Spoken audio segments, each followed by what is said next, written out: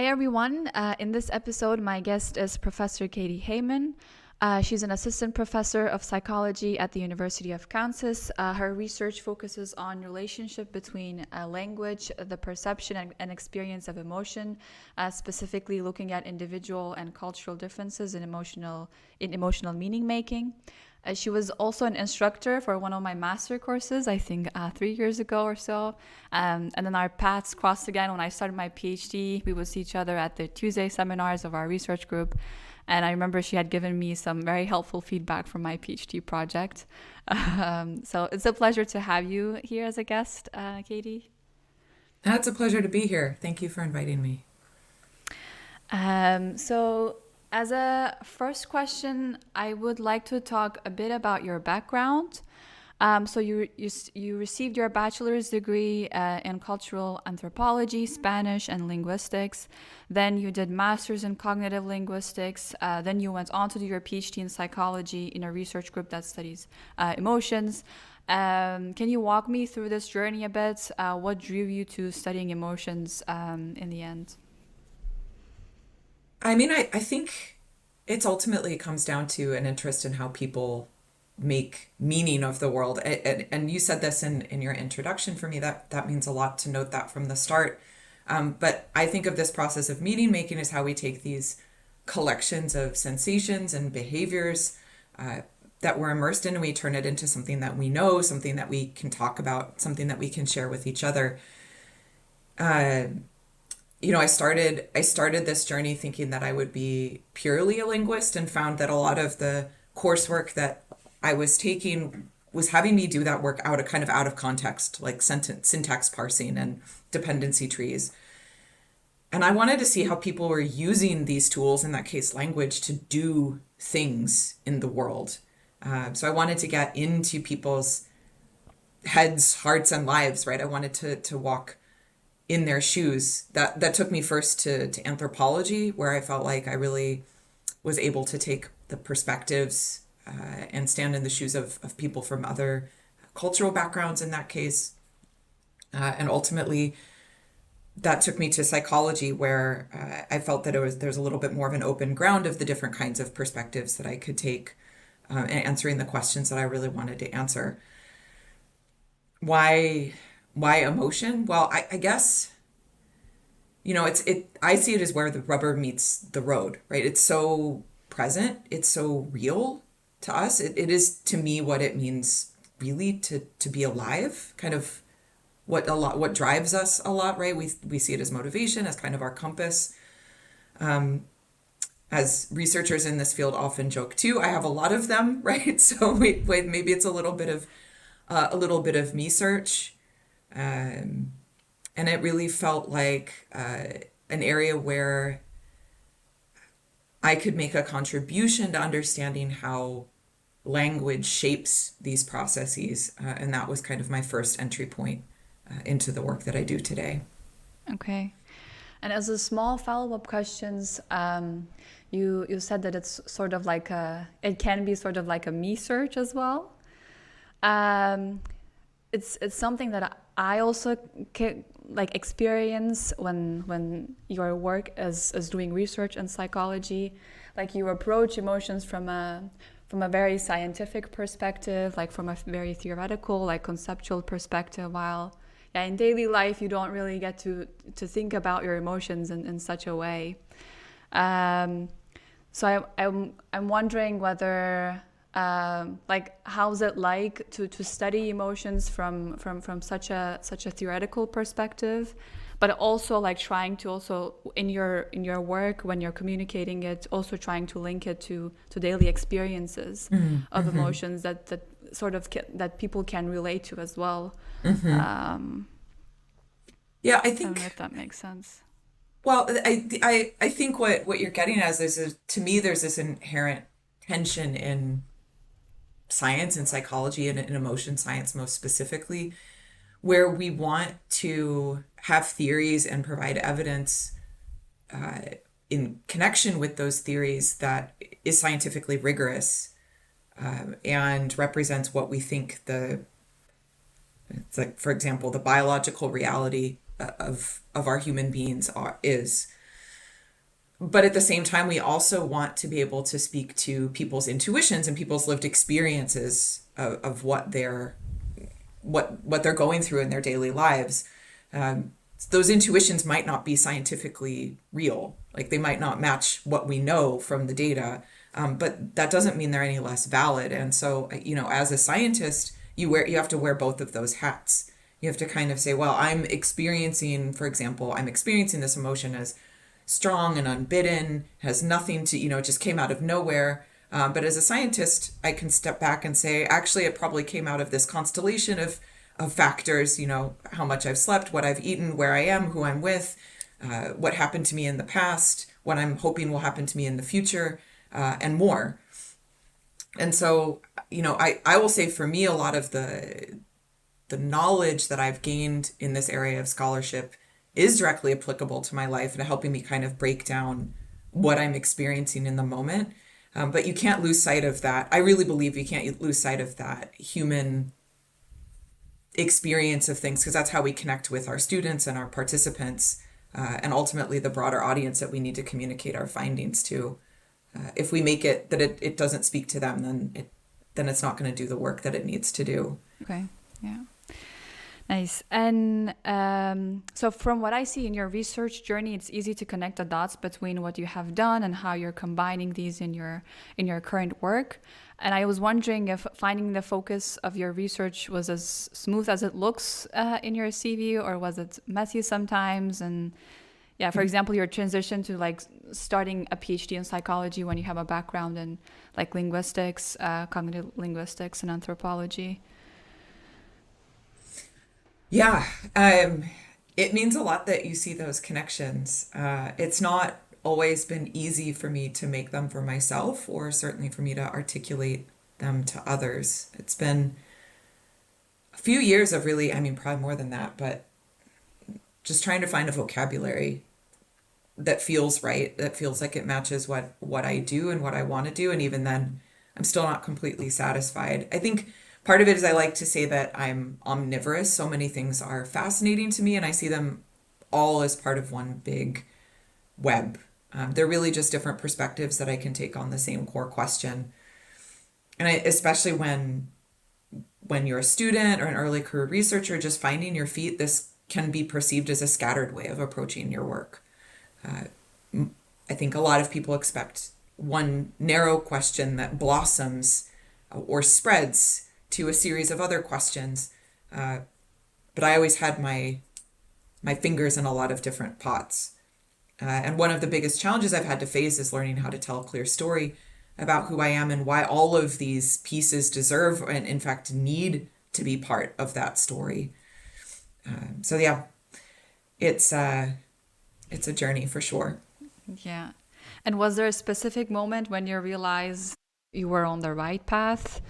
In either in your like in terms of the focus of your research or the steps you've taken in your career, as like the institutions that you were working for, things like that. So yeah, I don't know if I realized it at the time, but from where I stand now, it was certainly finding the experience sampling method and other forms of ambulatory assessment. I came into psychology knowing about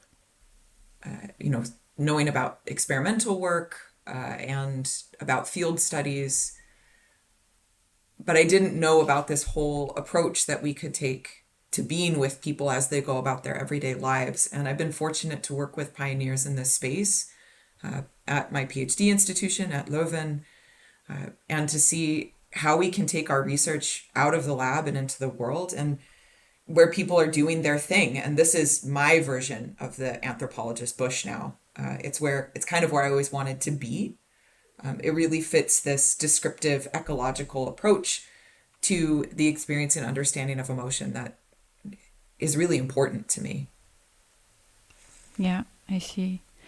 And and I was wondering, because from the seminars, I remember that you most of your comments were about like seeing the bigger picture of the research that is presented, like, and you had really like theoretically meaningful and sort of I don't know if it's the right word, but like a pragmatic approach to people's work instead of like getting lost in the details. So I was wondering, um, considering I was thinking that your background in these different kinds of fields like anthropology and linguistics were sort of giving you that, I don't know, a bigger picture perspective, so to speak. And a question related to that, like considering that you had this background in anthropology and psychology, would you say that that your diverse educational background made your academic work more meaningful, bringing a fresh perspective, but did this also bring some challenges? Yeah, there's a lot to unpack there. I think part of it is that I see emotion as a lens onto a larger set of questions about what it's like to be human and to engage in what I call meaning making processes. And so the approach that I bring to class is that I want us to study emotion. We're reading emotion literature to discuss these topics, but I want students to walk away to see what all the connections that I see. It also is the case that the theoretical perspective I adopt in my work is one that sees emotion as not a completely separate process from other mental processes like what we experience as perceptions or cognitions, but that there are domain general underpinnings to everything that we do and that we experience. And those are driven by our very biology, and they're fundamentally shaped and enacted by the culture and the people around us. And so from that perspective, emotion isn't special. But yeah, I would like to think that my approach to research brings a fresh perspective. It certainly is meaningful to me. Conceptually, the challenge has been and continues to be getting myself to think in a hypothesis-driven way. There is so much more description to be done from my perspective, and I follow thinkers that talk about description as really the first step in understanding a phenomenon. So often we outsource that work to other disciplines, but I think it has a place at the table in psychology, and I'm really committed to doing that kind of work. But it does mean that there are only kind of questions in my mind. I don't think in box and arrow diagrams. And, I certainly have hypotheses. I've published hypothesis-driven work, pre-registered studies. But that's not where it feels natural and comfortable for me to swim. And so I found that to be kind of a conceptual challenge in approaching my work. More practically, I think part of what you see across the disjoin of the potential disjoin of disciplines is that I didn't go through the academic pipeline the quote unquote right way. I finished undergrad. I didn't know what I wanted to do. I left academia. I had a first career in project management for almost a decade. Then I decided I wanted to come back. Then I had to find my footing again. And ultimately I found my way to doing what I do today. But the reason I bring that up is that the constant challenge and part of the challenge in weaving the narrative of my research and of my work is fitting that into it and showing everyone how the pieces connect. And even though I don't have kind of a paper trail to show for it. Yeah, okay. And just out of curiosity, like after, I didn't know that you had also a background in like non-academic work. So how did that transition happen? Like what brought you back to academia again? I like to joke that it's every little girl's dream to have a PhD.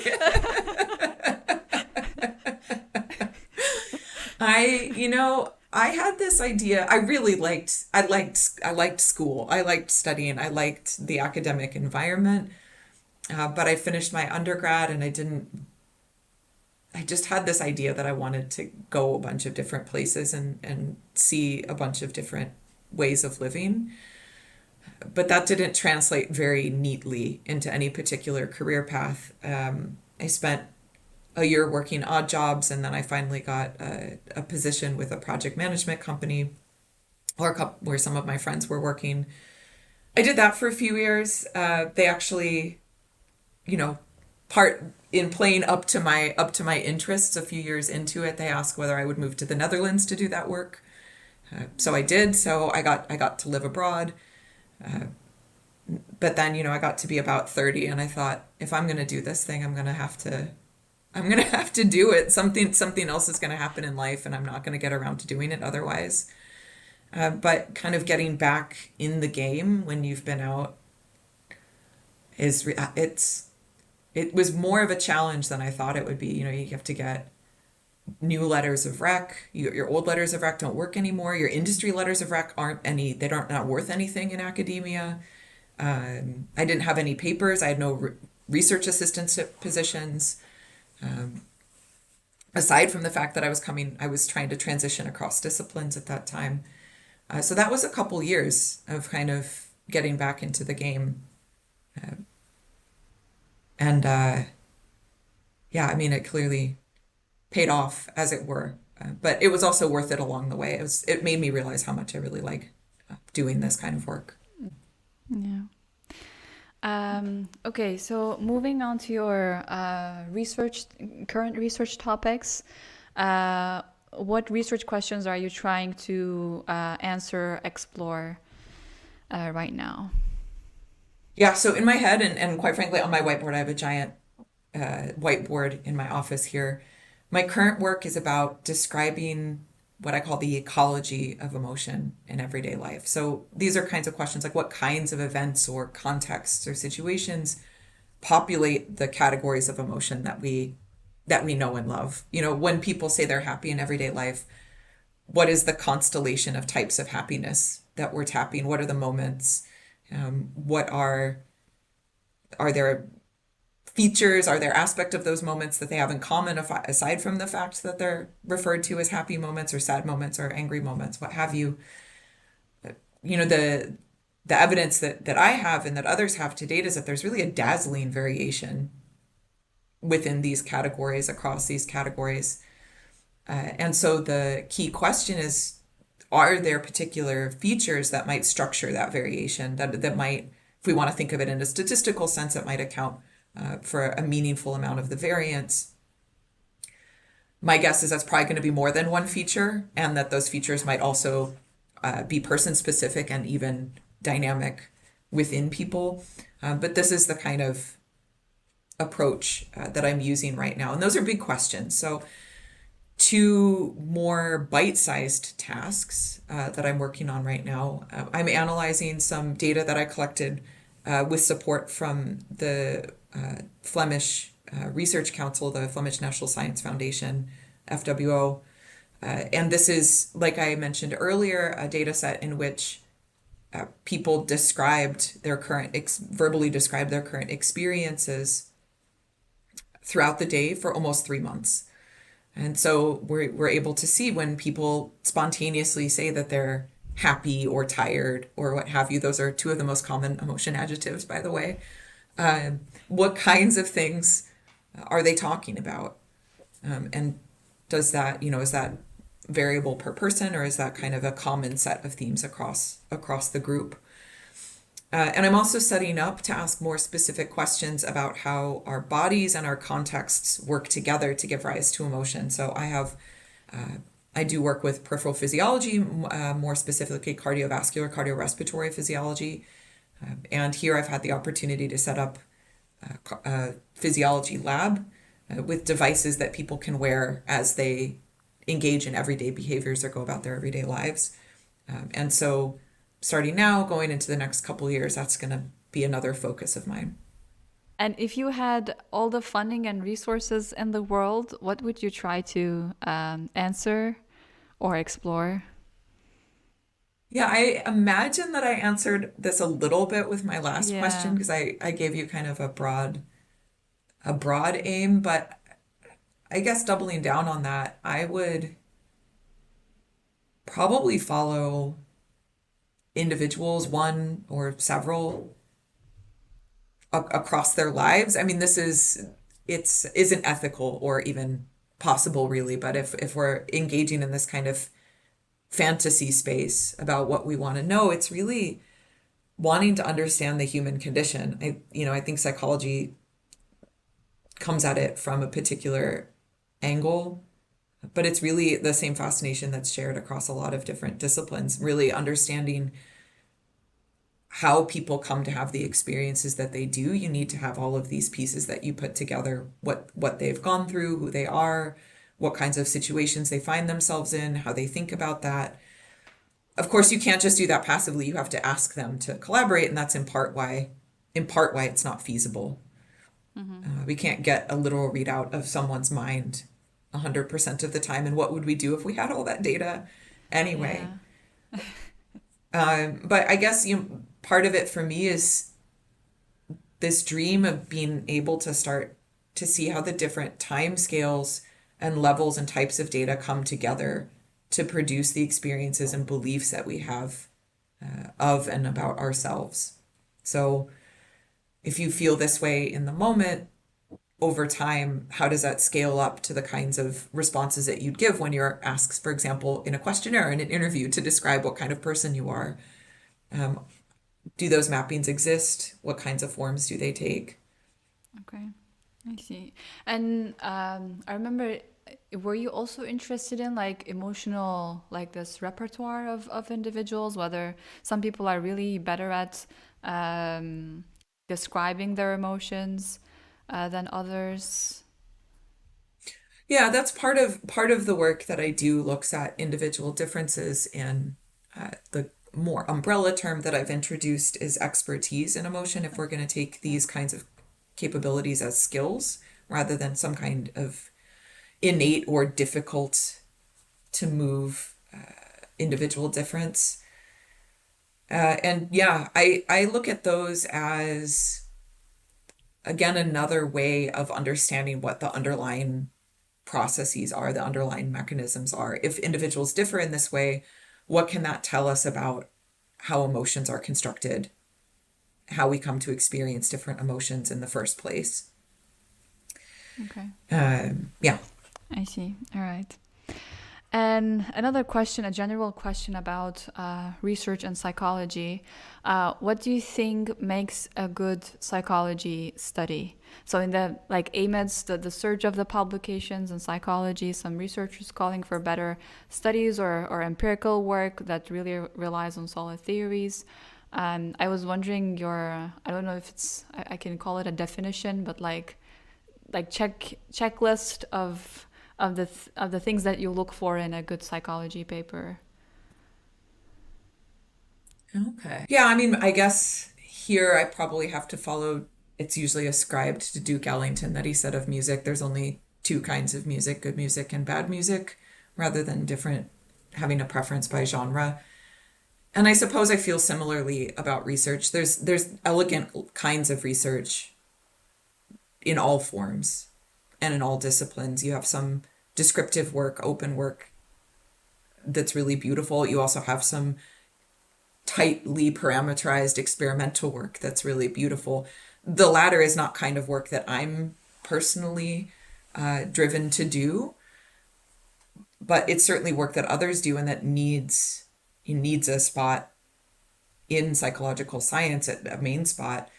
There's this kind of population thinking approach. Population thinking approach. I can't articulate that correctly this morning, apparently, where we look at the diversity of members of a species, of a category, of anything, as inherently contributing something to the robustness and the sustainability of that species, that category, that enterprise. And I think the same is true in all dimensions about psychological science or in science in general. Speaking more concretely, what I really appreciate is researchers who acknowledge what their theoretical stances are and what assumptions are bringing to the table in their work. I don't think data are ever collected or collated or analyzed in a theory neutral space.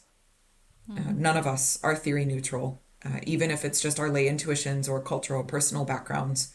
that are guiding us. And so those might be lay theories, but they're at least expectations about what we think we're going to see, and those play out in the kinds of questions we ask, what kinds of data we collect, what kinds of questions we ask of those data, how we analyze them, how we report them.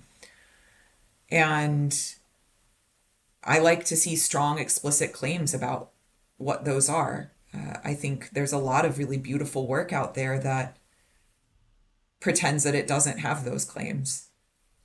And I think we can engage in a richer dialogue if people were more transparent about that. Personally, I gravitate towards theoretical frameworks that emphasize the role of data-driven analyses and really, again, try to provide, whether it's more descriptive data or descriptive findings, or even if they are hypothesis-driven findings, those that approach the data in a way that allow the data, the structures that are inherent in the data to become clear rather than going in and analyzing only for certain aspects or certain features of those data, if that makes sense. Another question I had, so you've studied and worked as a researcher in both in the US and in Europe. And I was wondering if you had spotted any differences in the way people work in academia, or like any systemic differences in these two contexts. Yeah, and as I mentioned, I've also worked in Europe as a non-researcher, and I live with a European. My husband is half English, half German, so I also deal with some of these cultural exchanges in my free time, so to speak. It is tough to generalize, and I hope that the listeners from these cultural contexts can see themselves or their loved ones in my descriptions and know that I have great love and respect for everywhere that I've lived. There are aspects that I prefer about both American and Western European cultural contexts, and aspects that I personally don't. The U.S. has a lot of energy and a lot of drive. It also is really competitive and can be impetuous at times. And the counterpoint to that, in my experience, is that the European contexts I've operated in are a little bit more mindful and balanced. There's a little bit more discussion and thinking about exactly how we should move forward and whether that's going to be, the best solution for the problems we have. But that is inherently slower. And the scale of the work is then smaller. And so there's pieces of both of those that appeal to me. The U.S. system is more open in terms of, if we think of how people get jobs or learn about jobs or what kinds of opportunities there are. The labs are also more independent, and you're given more, as an early career researcher, you're given much more responsibility. But of course, that also carries much more risk and plays into these other aspects of the U.S. as I've experienced them. Whenever I think about these kinds of questions, I also am reminded of Claude Lévi-Strauss, who was one of the first anthropologists, but even in an era where anthropologists weren't really a thing yet. But he has a lovely quote that's never can the anthropologist, but I think even at the time he was talked about sociologist or some other ist, feel himself at home anywhere. He'll always be, psychologically speaking, an amputated man. And the idea is that you go leaving parts of yourself everywhere that you've been. And I definitely feel that.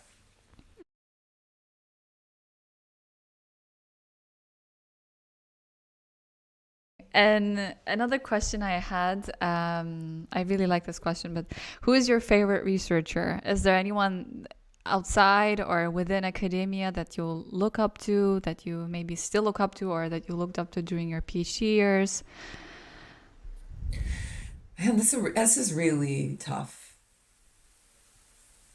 As is probably apparent to you and to everyone now, I really just love everything. I have been incredibly honored to meet and work with many of my academic heroes. So to answer this question, I think I'll talk mostly about people I will never get to meet, and that's who my inspirations who have already passed away. Therefore, I also make sure that I don't overlook anyone who I might still be able to meet. But chief on my mind these days, for the past few years, really has been Roger Barker. He was a psychologist and one of the founders of ecological psychology, and he worked here at the University of Kansas. He set up a field station in a small town. It's about a 10 to 15-minute drive from Lawrence, called Oskaloosa. In all publications, it was called Midwest Kansas, but he had the Midwest field station that he set up and ran for the better part of 30 years with his family and his research assistants. And you'll see the parallels here. They just followed people in their everyday lives. They watched what people did at the post office and what people did at church and what people did at the supermarket. They have a book where they followed a boy for an entire day to see what he did, what he said, who he was with. Now, in those days, it took teams of people, in fact, an entire community of people to mount these kinds of research programs. Today, we have technologies that will help us do a little bit of that work, but he's been a real inspiration in the way that I'm thinking about my research moving forward, and certainly one of the reasons that I'm here. I feel there's a great legacy here in this department that I get to build on in that respect. Yeah, really nice.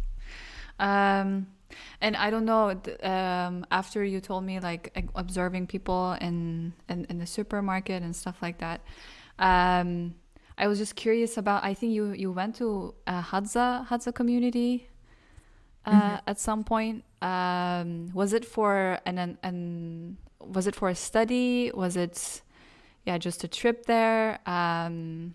Yeah. Yeah, we had two trips to the Hadza, and this is work that I did with a whole team of folks. I was with Maria Gendron in the field, but we also worked with our community scholars, Shani Mangola and Deco, and the anthropologist Alyssa Crittenden. It's team science at its best, and so I feel compelled to mention everybody that was key in making that happen.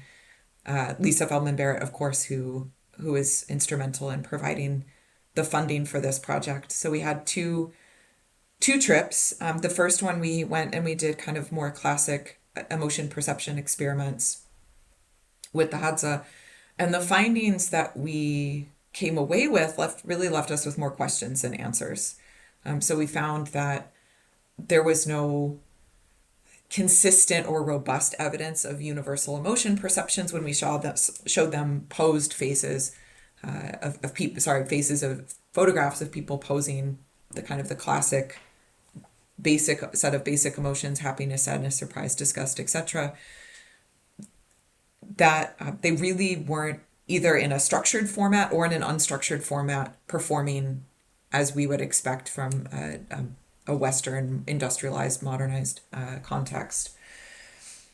And so we went back to do some of the more foundational descriptive work that we hadn't been able to do the first time. And there we did interviews with almost 100 Hadza community members. Each one we asked what was one thing that had made them feel either good or bad. This was counterbalanced across participants recently, and to tell us about it. And then through kind of a series of questions, through a short dialogue, we asked them to elaborate on those stories with, where they were, who they were with, what had been happening, what was going on in their body, what did they want to do, those kinds of key features of emotional experiences that we wanted to hear from their own words. And the long and short of it is what we found is that they didn't mention similar things that we would expect from our Western cultural perspective, and that became even more evident when we compared their transcripts to transcripts that my collaborator Batya Mesquita had from an archival data set in North Carolina. So similar questions, similar approaches, you get slightly different foci. People are talking about emotions, but are they talking about the other people in the situation? Are they talking about themselves? Are they talking about what physical behaviors they were enacting, or are they talking about what subjective feelings they were experiencing? Yeah. Okay, nice. Yeah, I was really like intrigued by the pictures that you put on the website, and I think it was one of the trips to Hadza. And since you brought Rogers Barker, like observing people in their daily life, I thought maybe this could be something related. But yeah. Yeah, that's a nice Um, connection. so I'm going back and forth between different questions, but I'm coming towards the last question. So who is Katie Hoemann besides her academic work? So you can get clues about it from your behaviors. For example, if you had a free day with no responsibilities, how would you spend it? If you have such a day. But Probably yeah. sleeping. No, no, I would probably sleep in a little bit. I do really like sleeping. But Same. what I particularly love are really, I really just love sensory experiences, particularly those involving food and music. So my husband and I keep one night a week where we cook something completely new to us, and sometimes something very intimidating to us from a new cuisine that involves new ingredients or makeshift implements in our kitchen, and we listen to things that at least one of us hasn't heard. It started where we were sharing our music with each other, but now we've progressed to a place where most of the time neither one of us, even the person playing the music, has just heard about the group or the artist and says, let's give this a try. And I think that really is emblematic of a lot of the things that I love. I also love being outside. I do a fair amount of slow but diligent running. Any form of outdoor movement will do. That's just the one that falls most neatly into the lifestyle and the landscape that I'm in right now. Yeah. Yeah. Yeah, I can imagine in Belgium it might have been hard due to weather, but I mean if No, I you still managed. Belgium actually, the beautiful thing about the Belgian landscape, especially around Leuven, is that there's so many little wrinkles that you don't even know are there. You go off one direction and then all of a sudden you're down kind of some little furrow between farming fields, and then all of a sudden you're in a new forest that you've never seen before. You come around a bend and there's an old abbey. Yeah. Yeah, Yeah, it was a yeah, great place true. for adventuring. Yeah, true. So on to the last question, to end the episode. How do you hope people remember you? Both in your work, but also like life in general. Yeah. Ooh, this is probably coming from more life in general perspective as an answer, but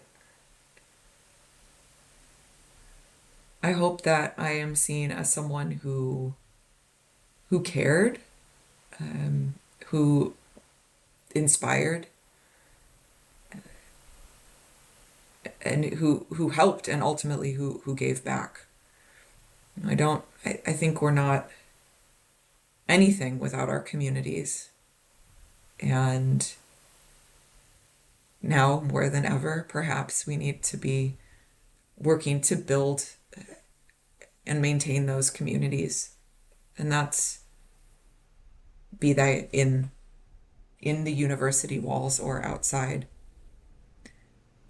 And I would like to think that I will be instrumental in that in some regard. Yeah.